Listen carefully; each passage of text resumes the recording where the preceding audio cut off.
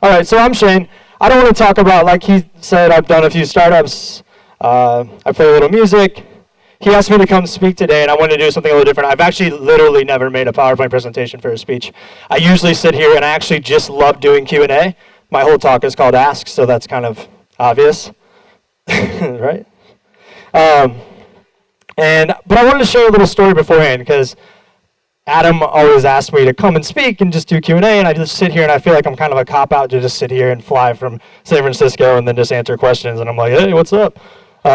So I wanted to actually put together why I believe in asking questions, and it kind of feeds off what a lot of the things Dane was saying. And so hopefully mine's more of just I got really curious and I wanted to research why questions matter and how important they are to actually make things happen for yourself or companies. And so I just want to tell a story about my life. So I grew up pretty much the typical American family, good, great mom and dad, had a nice house, lived in Peoria, Illinois, which is like 3 hours south of here. And very, very curious though. And all I remember from before I was 6 years old were the times when I was with my grandpa, and my grandpa was kind of a dick. Like if you didn't know him, he was an asshole. He was my grandpa, so he was great. But he was really kind of that stubborn guy, very single track. There's one way to live your life. And I remember the moments in my life when I would sit with him. This is my grandpa. And he was actually great. He was the best thing to me ever. But I would always ask why. And I was like the most annoying kid ever. And I was insanely curious. And I would sit there and I would ask him why. And he'd always say, because I said so. And it drove me fucking nuts. Like, why? I don't understand what that means. Like, it's not a reason. He's like, it's my reason, and I'm your grandpa, and you do what I say. And then he would literally like throw me out sometimes. And so after hearing that enough, I pretty much stopped asking questions. Like, I think back to the times when you first start school and the times at the beginning of my childhood, and I felt nervous and scared to ask questions because it was like you were asking questions on personal things, like why is her hair red? Or is that person acting weird? Maybe they're gay. And you got these weird things, and it was just like, don't ask. And so I stopped. And for the first 5-6 years of my life, I just went to school. And the cool thing about not asking questions is that academia and careers are actually built on finding answers, not asking the right questions. And so school is entirely built on the idea that you have the answer, and they create the questions. And so I actually did fairly well in school, and I had right answers, but I still had this like insane curiosity. This was me on my first day of school. I went to school, and I did fairly well. I got good grades. I did what I was supposed to. I had the answers that were asked of me. And then I started thinking a lot about it. And, at some point, curiosity just takes the best of you, and you can't hold it back. And so there was a moment in time around like 10, 11 years old, I remember this, and I was a big jock. But I started just like thinking there's got to be something else, because it was like, you're going to do this in school, you're going to play this sport, you're going to be this good, you're going to go to this thing, high school, you're going to get a scholarship to college, and your track's pretty much made so you're like 25. And then you're just fucked because you can't get in the major leagues, and you just go figure out something else to do, and it's like no one ever thought of that. So at that time, I remember this moment of my life of when I got a CD in the mail. This CD right here. Yeah. And there was this moment when I was like, what the fuck is the internet? And I remember, and my dad's like, don't put it in, it's going to charge you. I'm like, it's not going to charge us, you get $500 free. You know how many days it is? I was like, I don't even have that much time outside of sports and school. This would be like the whole year free. And I remember this time of, like, to a T, my dad got a Gateway computer, the nice tower, and I was literally the guy in school that was burning CDs trying to pick up chicks. Like, if a girl wanted a CD with 12 songs on it, I would download Napster, would stay up all fucking night, download it for 36 hours straight, put 12 songs on a CD, and put a little label on it that said, just for you. And I still didn't get a date. And I remember it though, and it was this moment I said, why not? And my dad told me not to, and I remember this to a day, and I said, why not? And I actually went against my father. And it was one of those moments, I was 13 years old, which is mind-boggling to me to think, like, at 13, I was like, no, I'm going to go check out the internet. And this AOL thing, and my random entrepreneurial venture turned into, I found this thing called eBay. So at the time, I'm an athlete. I play baseball. All my friends, does anyone play baseball? So here's how, yeah. The story gets weird. I hate baseball, but no, I'm kidding. Not really. So all my friends, from 10 to 13, 3 things happen. At 10 years old, you're in Mustang League, and you use a small barrel bat, and it has no weight ounce limit. At 12 years old, you go to Bronco League, and you can get a big barrel bat with no weight limit. And at 13, you go to Pony League, and you have a big barrel bat with a weight limit.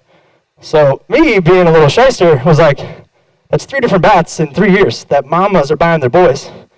Timer! Sleep settings.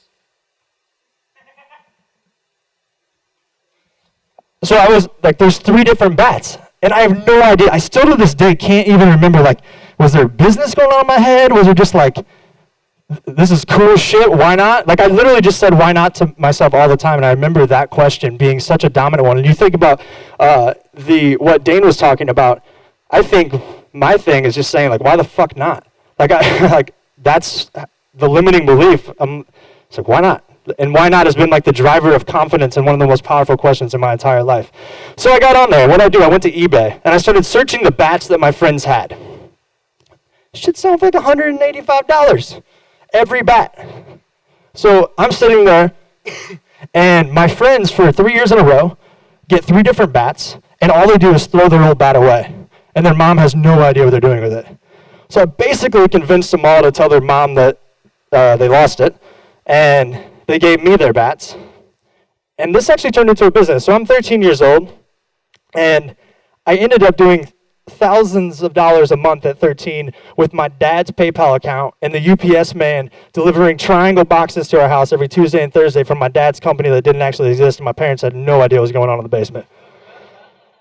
And all because I just said, why not, what's this internet thing? And I put this CD in a gateway computer. And then I convinced all my friends to steal bats from their moms and then tell them they lost it. And it's still hard for me to believe that at 13 I did that. But then I one day I got this little award, which is, one, it's hilarious, which is a Gold Star Award from a lady named Meg Whitman, who was the CEO of eBay, who is now the head of our board, and actually sits on the board at my current company. Which is, I remember going to the meeting with her a few years ago now, and she's kind of a badass in the Silicon Valley. She built eBay into like a $50 billion company. Like, her and her husband moved out there with $300,000, and she's a self-made billionaire. She's kind of the real deal. And we were sitting there, and I had my mom send this to me, and I slid it over to her. It's like, I said, hey, you already sent me a letter once before. And then she signed to be on our board and stuff, and I actually got to show her this, which was a pretty funny moment. But anyways, this all happened just because I said, why not? And I had no idea what this AOL thing was. And then I randomly stumbled upon eBay, and I searched for bats, and I started selling bats. But then at this point, what I found out is actually that no one was impressed by it. All my friends were like, this eBay shit's weird. And a lot of people didn't understand it. And they kind of thought it was really weird to be on the internet, and it was nerdy. And I took it to heart. I was a jock. And so I went back to playing sports, and I kind of stopped doing the entrepreneurial type stuff. And I played every sport imaginable. I was great when I was 13, terrible when I was 17, kind of hit that peak and went straight downhill. But I was still decent, I think. Obviously not, because when I was 17, I got cut. I remember showing up to the coaches were all in on it. They told me to walk back to the locker room and check out the cut list, and I wasn't on it. And I was like, oh, that's a shot. My whole life has been built upon baseball, and I thought that's what I was going to go to college for. And then at a senior year in high school, your entire track is cut. And so I thought back to when I was 13, I was like, I said, why not? And then I stopped doing it because I thought the track that I should do was in front of me. And it was one of the probably biggest decisions that happened in my entire life that I didn't have control of. And so that day, it was really crazy. I was in the lunch line, and I remember this to a T. Her name is Brianna Nanan. She's a choir teacher at my high school, and I'm not in the choir. Like, that was really gay. And I'm a jock, and in high school I was totally closed-minded, prick. I was a bad human, really, if I thought that was a weird thing. And I was singing Spice Girls. No, I remember this. Like, I'm a Barbie. No, it's not Spice Girls. Aqua, yeah. So, yo, bro. Yeah. And this lady out of nowhere behind me just asked me a question. She said, why don't you join choir? And I was like, I laughed at her. And she was like 26, and she was a pretty young teacher. And I remember laughing at her, like, yeah, right. And then I went home, and I told my mom, like, I got cut. And I randomly told my mom, hey, and this random teacher asked me to join choir today. And my mom said, why not? And I was like, I couldn't think of a reason. All my friends played baseball. Everything I'd ever done revolved around sports. Everything I'd ever done revolved around my parents kind of just like laying out a track, which is actually exactly what they knew how to do. And it wasn't that it was right or wrong. It was that I never thought asking questions of what I was doing was right. And so at that moment, my mom said that. And the next day I went in, I quit physics, which was 6 hours, and I walked in, I said, what do I got to do? I had 6 months left of school. And she said, let's do this like, do, re, mi, fa, sol, la, ti, do. And so we're like doing that shit, and I was horrible. And I'm the first person to say that. Like when people say you're born a singer, it's not true at all. Like you can learn how to sing, and I promise I can teach anyone here. And I remember this first day of like this lady who took me under her arms because she asked me a question in the lunch line, and my mom asked me a question that said, why not? That gave me the confidence to walk in and say, what do I have to lose? And I walked in, and everyone hated me. It was like thespian hate. And I remember this guy named Brian Beach, who ended up being like one of my best friends, and he's the gayest guy of all time and the happiest man ever, and we were like buds to this day. He hated me. He knew of me. I was a sport guy. Why are you coming on my terrain? And etc. And then a couple months in, and I always like hide in choir because that was the first time in my life I wasn't good at it. I didn't know anyone. It was the most vulnerable thing I'd ever done in my entire life. And it was this time that was driven by this question, why not, that just kept me doing it. And also having a mentor, bringing a Nana to be there for me. And 3 months in, she's like, I think you're getting better. She was totally lying. But sometimes you need complete liars to give you confidence to keep moving forward so that you can actually get to a place where you find what you need to do. But she convinced me that it would be great. I'm going to go back and forward again just so I don't do the little, whatever it's called. She convinced me it would be great to do the musical Footloose. And I was like, what's that mean? I've never even seen a musical. And she's like, you would be perfect for Willard. And I'm like, what's Willard? She's like, the dude who can't dance. He literally can't get chicks. He wears bibs. And he's kind of a slob. And I was like, I totally know what you're doing here. And so I was just like, why not? And I just have this mentality since the day my mom said that of why not, which is like the most like encouraging statement in my entire life. And it has never let me down. In that moment, I said, why not? I joined Footloose. I was Willard. I convinced two of my biggest jock friends, one guy that went to Northwestern, who was their linebacker there, and a guy who was a track at ISU, to be in the musical with me. And it was hilarious. You want my pissing thespians off. You take lead roles from thespians and your jocks, it is fucked. So three of us did this. It was the best experience of my entire life. And one, because I was the role. Like I literally didn't have to dance, act like a jackass, kind of wanted to get chicks, couldn't. It was great. And then we did the whole Footloose thing, and right after that summer, it's my senior year, Brianna Nanan calls me, and she's like, hey, this theater nearby, it's like a semi-professional theater. And if you guys, I don't know if any of you know theater, it's really hard to find guys. So there's a lot of gay men who do theater, straight men not as much, and especially in like amateur theater, it's really hard to find guys. There's tons of women that do it. So like the women competition is insane, and they're so good, and the guys kind of just suck. So like, that's how I get in. And she called me and was like, we have an opening for this musical. And I got done doing Footloose, and Footloose was like, it was me, it was fun. The girl that was my like partner in the musical was super hot, so I had to make out with her every day. And I was like, musicals are freaking great. So the musical this time was a little different. And I show up to the audition, and they fly in this lady from New York named Stacy Flaster, and she's a professional ballerina, which would be the first fucking mental note. And I'm like, that's interesting. What's she doing? He's like, she's the director. I'm like, of what? It's like, chorus line. I'm like, what's chorus line? They're like, oh, it's the show you're going to do. So I had an open spot. I didn't have to audition because they couldn't get guys to do it. I was the only straight guy on the show. My friends left halfway through every show. I invited friends, and all of them left at intermission. And I literally spent 6 months, I believe, all practicing. I had no idea musicals were different than Footloose. And it's one of the hardest dance shows on earth, and we hired the lady who was in the original Broadway version to be the choreographer, and we did the exact same version as the Broadway play. And this is me. The guy behind me is Brian Beach, the asshole who hated me when we joined choir in high school, and is now on Broadway in New York. He's an amazing singer and dancer. He got me to do chorus line, and this one opened me up to see a different world. This one brought me out of my element so far that I could have never imagined in a million years that I would have ever done this. I had to do ballet. I had to learn jazz, tap. I mean, it was crazy shit. And Stacey Flaster is like Brianna, and she had the most confidence in me ever in finding this person.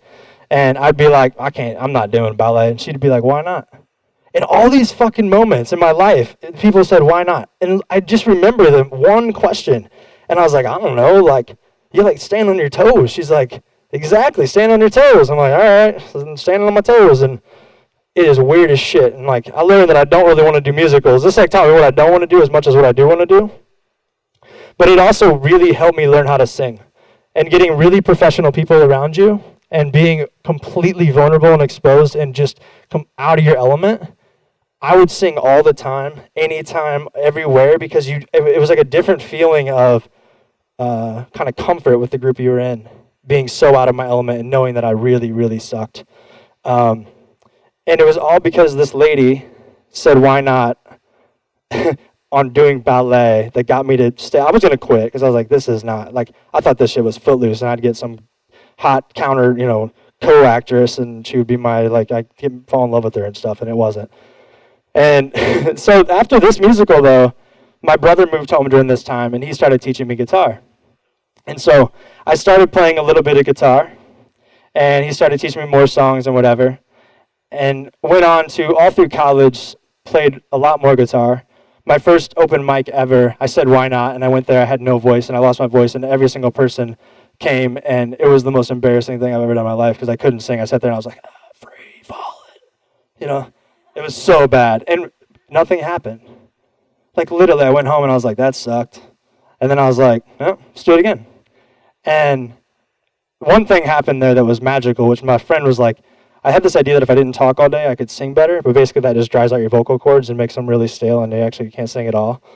But I thought I was resting, which wasn't a good idea. He said, just drink 5 Miller Lights before you go on next time. Fucking dream. It just worked. Drank 5 Miller Lights, went on, it was great. So we figured that one out quickly, that I just needed a few beers to be able to perform. And then I spent most of college, actually I got sponsored by Miller Lite my junior year. This is a tailgating event with my buddy Soup. And the moment here that's crazy to me is this moment of why not of joining choir is how I actually got to learn how to sing, because I was doing things that I actually didn't want to end up doing. I would go do a musical if it was like Rent or Book of Mormon or something that was fun, but I did Beauty and Beast the next summer, and that was the end of the shit. I'm not doing cartoon characters. But I was still learning how to sing, and the things you learn from what you actually don't end up doing are as valuable as what you're doing.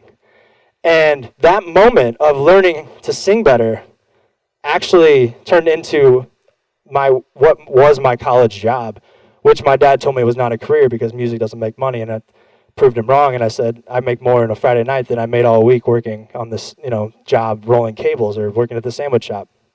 And so I did this, and then my kind of junior, senior year, right before I'm getting out of college, this Miller Lite rep guy that I have that basically just books me for really shitty dive bars or college bars around the Midwest. I played up here at a lot of bars, Joe's, the Northern Campus, and he goes, you need a website, bro. I'm sending this stuff to my directors, and they're like, who is this guy? He just shows up, and he has a Grand Am, and he's got 4 speakers, a piano, 2 guitars, and an amp in the back, and he shows up in this little car by himself and like sets up his music equipment. And they like the show, but I had no online thing that they could forward to more people. So what do? Why not? I built a website. It's the first website I ever built. And I literally built it in iWeb, which is basically Keynote for the web. And I had no idea what I was doing. I just put some squares up there, threw in some pictures, added some text, made it up. And this moment happened where I had no idea how to make a website. I Googled the shit. I made it. I get out of college. I'm still playing shows. I got a job being the business manager of this little nonprofit. And my brother calls and he's like, you should move to Seattle. I had a 4-year relationship at that point. And I was like, I live with her, so that's probably not a good idea. But it wasn't really working well. And I don't really want to move to a city. I'd never been. I didn't really know what it was. And I lived in Peoria, Illinois. I moved back home. And he's like, just apply somewhere, man. And my brother goes, why not? And I was like, oh, fuck, there it is again. So I went online, and I sent a couple of resumes out. And I didn't really know the companies I was applying to. Like, I had no idea where I was applying. And I sent this resume, and I got a call a week later from a company called Cobalt Group, which I had no idea what it was. And I get on the phone with this lady, and for 3 hours straight, all she talked about was this website. This is the shittiest website on earth. Like, let's get real. This is terrible. There's no lead gen box for social media shit. Like, there's nothing. There's no email. It's designed terribly. The copy sucks. It's bad. And she's like, you can build websites. And I was like, yeah, sure. Totally. I built this one. And turns out I was a single 40-year-old mom, and she kind of liked me, and she wanted me to move there, which was kind of creepy, but I guess it also helped. But anyways, all she talked about was this. And it was like 2 times, like a little over 2 times the salary, and at that point I was like, you know, granted, moving to big cities and salaries, be really clear, like, is way different. It costs a lot to live in cities. It does not cost a lot to live in Peoria. But you're like, oh, 2 times the salary. I'll figure out how to live in a box. And she talked about this the whole time, and what she didn't ever talk about once was my resume.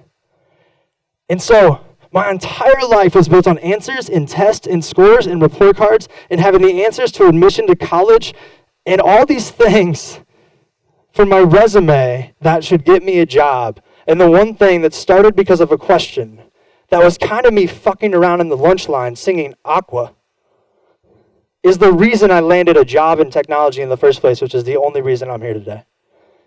And these moments of play, these moments of like inspiration and why nots, are these things that I became fascinated with.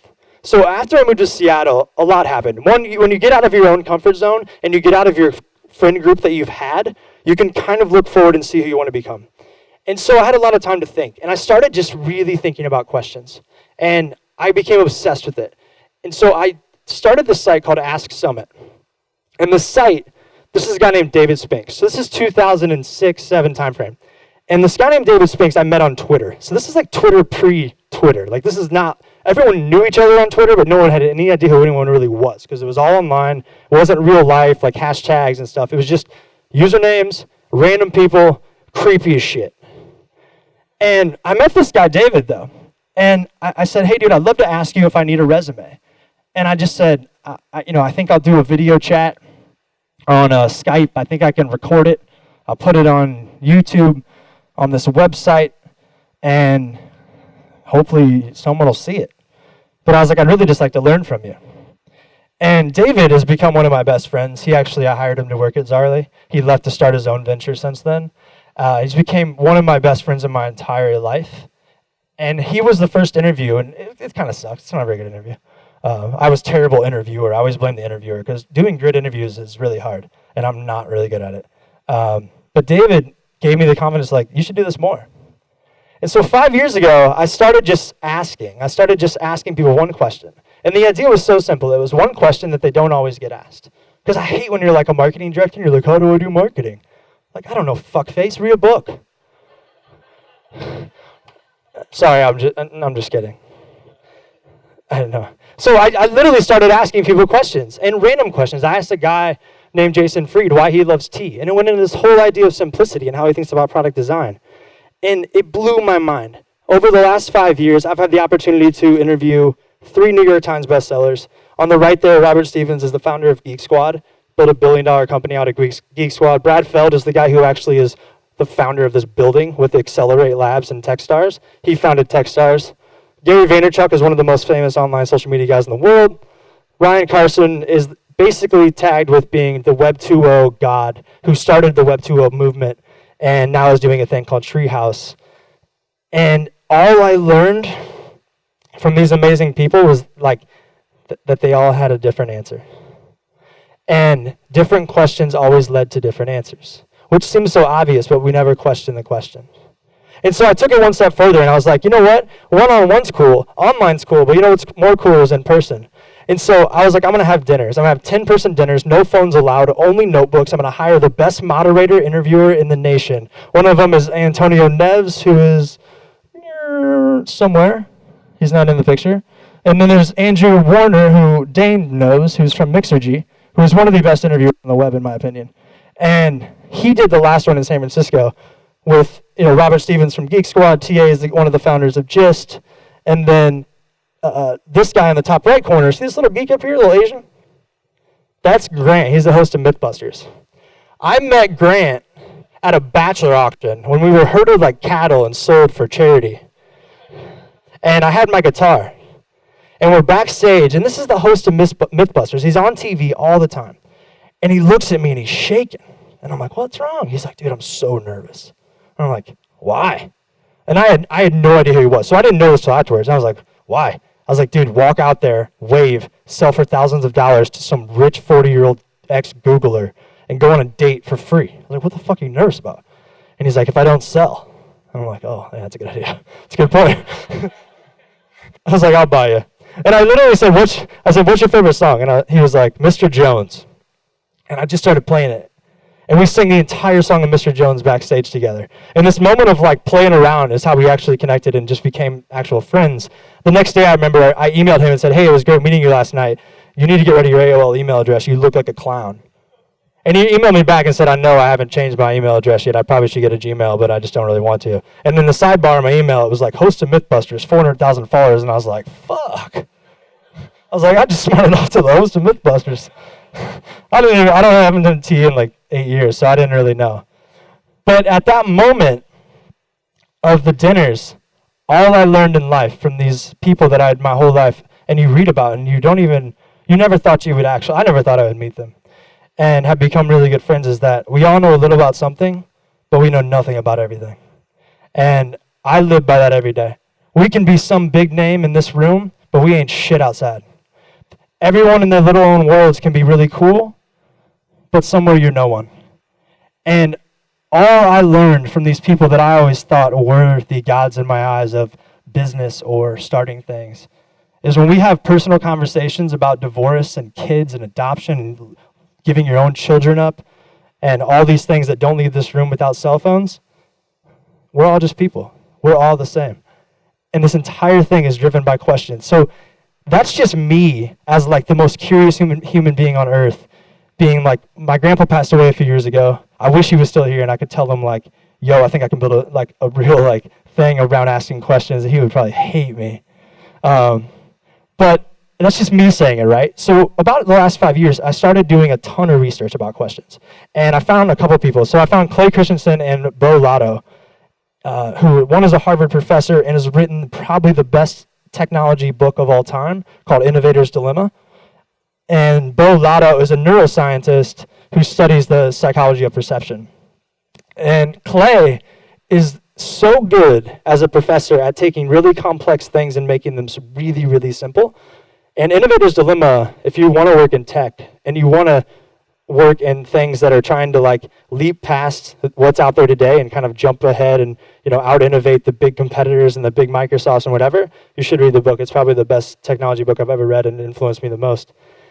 And Clay has this thing, what are questions? And I read it and I was like, it seems so simple. And he starts going into the science behind questions and he's like, what I really learned is you always hear people say, you're not ready to learn until you're ready to learn. Like, I've heard that a million times. Like, you can't teach someone to learn if they're not ready to learn. But when Clay says it, he's like, it's actually that if you're not asking, you will actually have nowhere for the answer to go.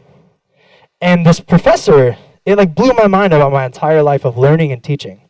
And when I think about teaching, whether it's skills or employees or how I learn a new skill, it changed how I thought about it completely. Like a few years ago when I read this, and it was like, if you don't ask the question, you can't actually retain it. And if I don't get anyone else to ask the question themselves, then they're not going to remember it. And it seems so simple, yet like we never really thought of, I never really thought about it in that way, that if I don't ask the question, then I won't remember it. And I really just would get these answers and stuff, and I'd get the questions given to me, and I'd just fill in the answer. And I don't remember fucking anything from school. Does anyone here?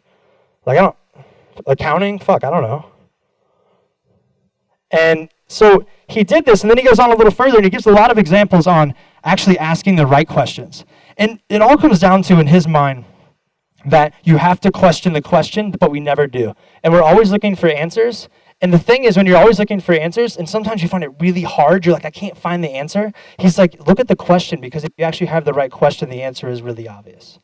And this is like a Harvard doctorate who studies questions. And I'm like, it sounds really common sense, dude. But when you really think about it and you dig down into it, there's something bigger. But I didn't really buy that. I was like, how do you know if it's the right question? And so I found this Bo Lotto guy. And Bo is one of the most interesting, he's a neuroscientist that studies the perception of psychology. I think I just got real loud. And he really, deeper than that, studies innovation. And innovation is this big word. It's kind of like a buzzword. I have no idea what it really is. It's kind of like a strategy. I don't really know what that means either. It was really funny. Side note, there was a big conference with all these like big wig CEOs and shit, and this funny guy who owns this online company, it's like 200 employees, but it's really profitable, is at this meeting. And everyone's like, you have to have a strategy, and you have to have a mission, and you have to have a bunch of mission statements, and blah, blah, blah, blah. And this guy's like, man, we just don't have that. I don't know what a strategy is. And they like freak out. All these CEOs like freak out. And he asked two of them, he's like, what's a strategy? And they argued for 10 minutes. He's like, you have no fucking clue either. And it was like one of the best moments ever. And I mean, there are places strategy and then actually tactics and stuff. But anyway, Bo studies innovation, and he breaks it down that innovation is really just two things. It's creativity, and it's creativity that ships. But he goes into the first one. He's like, but how are you creative? And the main thing he talks about in being creative, he's like, what is at the heart of creativity? It's perception. Perception is everything. It's everything you see. It's why you like the person next to you. It's why you like your boyfriend. It's why you like your clothes. Perception is something that is everything. The light on the screen, is it really an object? Is it really the real world, or is it just the light on the screen? And when he dives into this a little more, he goes into, the first step is, what is the brain actually doing to figure out perceptions? And so it breaks it down to this. The brain does two things. It finds patterns and statistics, and then it associates them with the past. And so let's play a little game. You all ready? Let's play this game. So I want you to read what you see. And so right now, I want you to, when I click through this slide, I'm going to count to 3, and I want you to read what you see. So ready? 1, 2, 3. 1, 2, 3. 1, 2, 3. There are no fucking words there. There's really no words. But the brain does statistics on real time to associate letters and meaning to the past to understand and make sense of this. It knows that an H comes before a W and an A in a sentence that says reading. And notice that none of you said, what are you dreaming? Which is the exact same sentence structure because you were reading it. And what he goes into is that, what do you see? You see the past. And the only way to truly be creative is to not do that. And so, let's play one more game. These are two shapes you've all never seen, right? You guys are all really super innovative, big thinkers, the most successful of your kind people. Now think outside the box. So, I'm going to give you two names, Kiki and Boo Boo. All right. Now all you free-minded thinkers, who thinks the one on the left is Kiki? Except you contrarians in the room. And the one on the right, Boo Boo. Now I'm not going to explain why that is or go into it. But it's that we find it difficult to see anything differently. And so the crazy part that gets into this is that all perceptions start with a question. And even more is that the best questions equal the most uncertainty. And the biggest paradigm shifts in life happen when you ask the best questions that make you really, really uncomfortable and make you the most uncertain. The hardest ones, inherited assumptions, the things you learn as you grow up from your family, from your friends, from your peers, things that you've learned from what's around you. And then the thing that you can do is that evolution has actually created a solution to uncertainty. And no one actually sees it, because when you're doing it, you don't understand you are, but it's a way of being. And by a way of being, I mean it's these 5 things. A time when you celebrate uncertainty, encourage diversity, open to possibility, you're cooperative, and you're intrinsically motivated. And for all the experts in science, that is also what we call play. And what he really gets into is that play, at its core, is the main thing to actually spark creativity. And if innovation is what most companies want to be, and people want to be very innovative, but innovation actually comes from creativity, and creativity actually comes from your perceptions, and perceptions actually come from the questions you ask of yourself. And the only way to ask questions that don't let you see what you've seen in the past is to be in a state of play. Then why don't we have more states in corporations or your own time when you're just playing around? And so I tied it back to Clay, and I thought, you know what? I think what they're both saying is that play is the first step in asking the right questions. And when I actually tied it all back around, I remembered every moment when I said, why not in my life? And it was moments that were never serious. It was moments that were never what I was supposed to do. It was moments that were just felt like serendipity at the time, but I couldn't really see it, that it was actually just a moment of fucking around. And when I looked back at the entire, steps of my entire life, I was like, that's what happened. Play, the moment of, is when you sit at a bar with someone and do a business deal, not the office. Maybe the next best ideas will happen in a sandbox and not a boardroom. Maybe the best speeches will be given in a campfire circle, not in a speech given to an audience. And when I thought about a lot of these things in the moments of time, I became even more obsessed with studying this and of creating cultures and moments and companies around the idea that everyone has to feel comfortable and fun and friendly and in a place, in an environment where they can ask the right questions. And I wish my grandpa was still alive to tell him that all I had to learn is I just had to ask. And that's all I got.